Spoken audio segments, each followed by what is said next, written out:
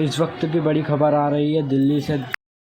दिल्ली के CM Arvind Kejriwal LG Vinay Saxena से मिलने जाते हुए। सीएम अरविंद केजरीवाल ने एलजी साहब से मांग की है कि दिल्ली के सरकारी स्कूल के शिक्षकों को फिनलैंड जाने की अनुमति दी जाए। इसी की जानकारी देते हुए सीएम अरविंद केजरीवाल मीडिया से बात कर रहे हैं। आइए जानते हैं अरविंद केजरीवाल मीडिया से क्या बातचीत कर। सुप्रीम कोर्ट कह रहा है कि लेफ्टिनेंट गवर्नर स्वतंत्र रूप से कोई निर्णय नहीं ले सकते। फिर लेफ्टिनेंट गवर्नर साहब फिनलैंड की शिक्षकों की ट्रेनिंग को रोकने वाले कौन होते हैं? वो क्यों रोक रहे हैं? वो कहते हैं मैं सुप्रीम कोर्ट को नहीं मानता। अगर कोई लेफ्टिनेंट गवर्नर या गवर्नर इस देश का ये कहेगा मैं सुप्रीम कोर्ट को नहीं मानता, तो फिर तो इस देश के अंदर ना जनतंत्र बचेगा, ना संविधान बचेगा, कुछ नहीं बचेगा। हमें बेहद दुख है कि आज हम सब लोगों को, दिल्ली के मुख्यमंत्री को, दिल्ली के सारे चुने हुए विधायकों को एलजी हाउस मार्च करके कोई बड़ी चीज के लिए नहीं जाना पड़ रहा है, मात्र इस चीज के लिए जाना पड़ रहा है कि एलजी साहब हमारे शिक्षकों को फिनलैंड ट्रेनिंग के लिए जाने दो, उनको मत रोको।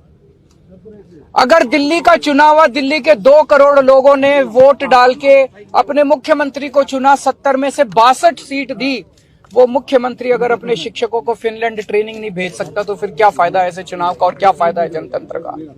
अभी हम सारे जा रहे हैं और मैं उम्मीद करता हूं कि एलजी साहब को अपनी गलती का एहसास होगा और वो शिक्षकों को ट्रेनिंग के लिए जाने दें।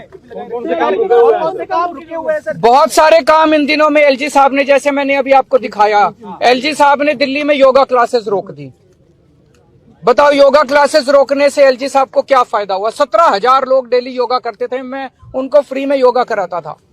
एलजी साहब ने अफसरों को बोल के दिल्ली के सारे मोहल्ला क्लिनिक्स की सारी पेमेंट रुकवा दी, दवाइयां रुकवा दी, टेस्ट रुकवा दिए, डॉक्टरों की तनख्वाह रुकवा दी, मोहल्ला क्लिनिक का रेंट रुकवा दिया, मोहल्ला क्लिनिक का बिजली का बिल रुकवा दिया, दिल्ली जल बोर्ड की सारी पेमेंट्स रुकवा दी। इस बार हम चाहते थे 24 घंटे पानी और यमुना की सफाई के ऊपर मिशन मोड में काम करना, तो हमने कई हजार करोड़ रुपए जल बोर्ड के लिए रखे थे, कोई पेमेंट नहीं होने दी दिल्ली जल बोर्ड की।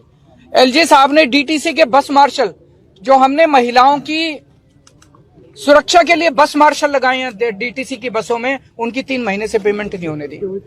पता नहीं कितने सारे काम एलजी साहब ने रोक दिए। तो ये सुप्रीम कोर्ट के ऑर्डर की कोई वैल्यू ही नहीं है। सुप्रीम कोर्ट कह रहा है एलजी साहब कोई एक्शन नहीं ले सकते, कोई स्वतंत्र रूप से निर्णय नहीं ले सकते, तो फिर एलजी साहब ये सारे काम कैसे रुकवा सकते हैं? सरकार से क्या मांगे आपकी? अभी एलजी साहब के पास जा रहे हैं और मैं उम्मीद करता हूं कि एलजी साहब सुप्रीम कोर्ट, मेरी अपील एलजी साहब से एक ही अपील है, संविधान को माने, सुप्रीम कोर्ट के ऑर्डर को माने। जब मैं परसों मिला, कहते हैं ये सुप्रीम कोर्ट की राय है।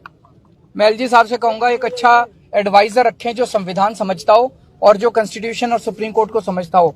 एलजी, सुप्रीम कोर्ट के ऑर्डर सुप्रीम कोर्ट की राय नहीं होती है।